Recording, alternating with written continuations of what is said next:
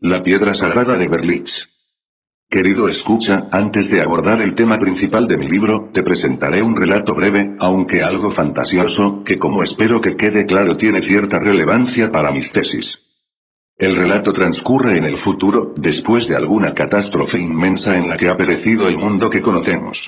Los descendientes de los supervivientes intentan comprender las épocas pasadas de la civilización, estudiando restos tales como un sencillo ordenador traductor Berlitz, y crean una mitología y una religión inevitablemente equivocadas. Como todas las ideas religiosas, las suyas se sustentan en un núcleo de verdad, pero están tan cargadas de supuestos falsos y de interpolaciones basadas en su propia experiencia y en su propia ignorancia, que la verdad sencilla y evidente queda velada cada vez más en el misterio. En el monasterio del Sagrado Berlitz, los muchachos ingresaban como novicios a los 15 años de edad. Aquel año concreto solo asistían a la ceremonia 8 chicos y 10 muchachas. El abad se refirió con preocupación al número reducido de nacimientos. La mayoría se habían criado en el recinto del monasterio. Sus padres trabajaban allí, sirviendo al Sagrado Berlitz.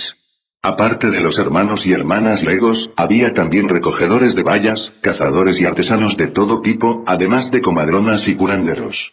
Todos trabajaban juntos en la maravillosa tarea de traer al mundo tantos niños como fuera posible y de criarlos sanos y fuertes. Desde la gran devastación, las comunidades humanas de la zona eran pocas y dispersas. El abad sospechaba que sus antepasados habían sido quizá los únicos supervivientes.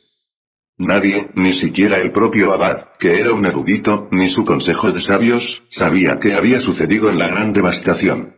Algunos opinaban que las gentes de aquellos tiempos habían poseído armas terribles y que se habían aniquilado los unos a los otros. Pero esta opinión no tenía muchos partidarios. Era difícil imaginar la existencia de unas armas tan devastadoras. Por otra parte, la tradición afirmaba que aquellas gentes de la antigüedad habían sido felices y habían disfrutado de gran abundancia y prosperidad.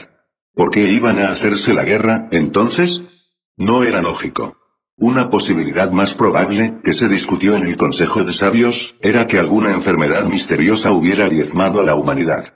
Pero esta teoría tampoco se mantenía en pie, pues estaba reñida con las tradiciones que se remontaban a las primeras generaciones posteriores a la gran devastación. Los 3 padres antiguos y las 3 madres antiguas que lograron sobrevivir a la gran devastación habían contado a sus hijos que la catástrofe les había caído encima de manera repentina una tarde tranquila. La veracidad de estas relaciones era incuestionable. Las habían escrito los hijos de los antiguos en el Santo Libro de los Patriarcas. Todos los niños del monasterio del Sagrado Berlitz conocían la canción de la perdición, que cantaba el abad todos los años en la noche del recuerdo. Era el único texto que se conservaba de los tiempos antiguos. Yo, Gottfried Skaya, nacido el 12 de julio de 1984 en Basilea del Rin, con mi esposa y con mis amigos, Ulrich Dopaka y Johan Fiebat, con las esposas de estos y con nuestra hija Silvia, salimos a practicar el montañismo en los montes del Oberland de Berna. Como ya pasaba de las 6 de la tarde, en la bajada del monte Jungfrau tomamos un atajo y pasamos por los túneles del ferrocarril del Jungfrau. Debido a unas obras en la cumbre, ya no pasaban más trenes al valle a esa hora. De pronto, la tierra tembló y algunas partes del techo de granito del túnel cayeron a las vías. Estábamos aterrorizados, y Johan, que era geólogo, nos hizo meternos a todos en un nicho rocoso. Cuando creíamos que el terrible episodio había terminado, empezó a escucharse un tronar inmenso. Parecía que el suelo se disolvía bajo nuestros pies, oíamos un fragor terrible, peor que cualquier tormenta. A 30 metros por delante de nosotros se hundió el muro inferior del túnel. Después se hizo el silencio. Johan opinaba que se trataba de una erupción volcánica, cosa muy improbable en aquella zona, o de un terremoto. Tuvimos que ascender una ladera empinada para alcanzar la salida superior del túnel. Cuando nos faltaban algunos metros para llegar a la salida empezamos a oír el ruido. No tengo palabras para describir estas fuerzas desatadas de la naturaleza. Al principio, el viento arrastraba nieve y bloques de hielo ante la boca del túnel. Después pasaron árboles, peñascos y tejados enteros de los hoteles del valle inferior. Sonaban estampidos y explosiones como no las han conocido nunca los oídos humanos. El viento rugía y bramaba, ululaba y retumbaba. Todo volaba por los aires, todo era arrastrado a 1000 metros de altura y volvía a caer. La tierra temblaba, los elementos tronaban. Los acantilados de granito se abrían como cajas de cartón. Nosotros estábamos protegidos de la espantosa tormenta gracias a que nos encontrábamos dentro de un túnel cuya abertura inferior estaba llena de escombros. Gracias sean dadas a Dios Todopoderoso. Los vientos terribles prosiguieron durante 37 horas. No nos quedaban fuerzas. Yacíamos en nuestro refugio, acurrucados y apáticos, con los brazos entrelazados. Lo único que deseábamos era que nos cayese encima la montaña. Nadie se puede imaginar cuánto sufrimos. Después llegó el agua. Entre el rugido y el estruendo de los vientos oímos de pronto un trueno impetuoso. Era como un torrente y una catarata de océanos sin fin. Fuentes gigantescas arrojaban agua, borboteaban, silbaban y azotaban los acantilados. Como el mar que azota la costa en una tormenta, sucesivas montañas de olas erguían la enorme cabeza y caían unas sobre otras, tronando en el valle, formando inmensos remolinos que absorbían toda la vida y la sumían en las profundidades. Parecía que todas las aguas de la tierra se habían sumado a una majestuosa inundación. Queríamos morir, y gritábamos aterrorizados con los pulmones a punto de estallar. El agua retumbó durante 8 horas.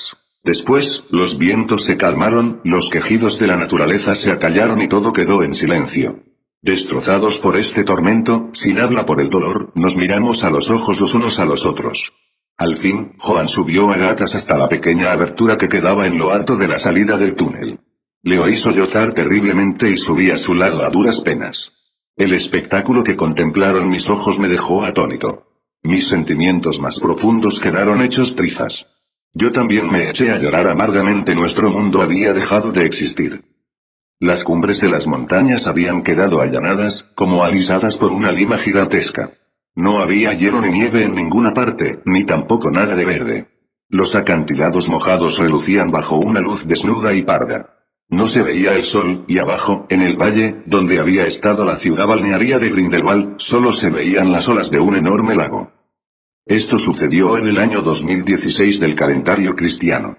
No sabemos si alguien más sobrevivió a la gran devastación.